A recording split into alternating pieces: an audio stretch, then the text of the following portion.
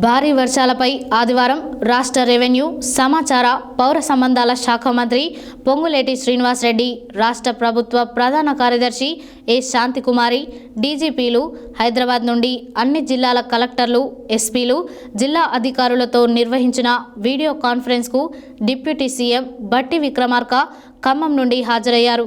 ఈ సందర్భంగా ఆయన మాట్లాడారు.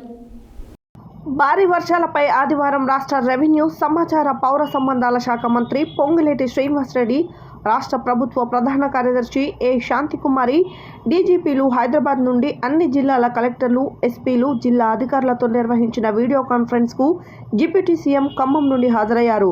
శనివారం, ఆదివారం కురిసిన భారీ వర్షాలకు ప్రజలు ఇబ్బందులకు గురికాకుండా జిల్లా యంత్రాంగాలు తీసుకున్న చర్యల పట్ల ఆయన సంతృప్తి వ్యక్తం చేశారు. ఇదే విధంగా రానున్న 2 రోజులు పనిచేయాలని కోరారు. రెవెన్యూ, పోలీసుతో పాటు ఇతర శాఖల సమన్వయంతో ప్రజలకు ఇబ్బందులు కలగకుండా చూసుకోవాలని చెప్పారు. ముఖ్యంగా విద్యుత్ శాఖ క్షేత్రస్థాయిలో విద్యుత్ సరఫరాకు అంతరాయం కలగకుండా చూడాలని, ఒకవేళ ఎక్కడైనా విద్యుత్ సరఫరా నిలిచిపోయినట్లయితే తక్షణమే పునరుద్ధరించాలని ఆదేశించారు.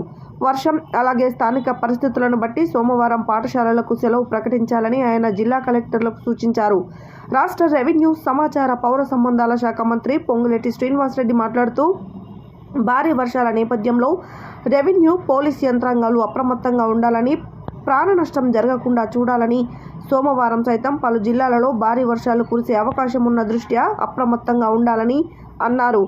రాష్ట్ర ప్రభుత్వ ప్రధాన కార్యదర్శి ఏ శాంతికుమారి మాట్లాడుతూ, వర్షాల వల్ల ప్రజలు తీవ్ర ఇబ్బందులకు గురి కాకుండా చూడాలని, నష్టం తక్కువగా ఉండేలా అధికారులు చర్యలు తీసుకోవాలని అన్నారు.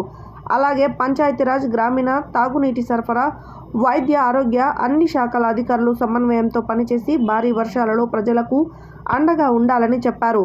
ఈ వీడియో కాన్ఫరెన్స్కు జిల్లా కలెక్టర్ సి నారాయణ రెడ్డి, జిల్లా ఎస్పీ శరత్ చంద్ర పవార్లు నార్కట్పల్లి మండల తహసీల్దార్ కార్యాలయం నుండి హాజరయ్యారు.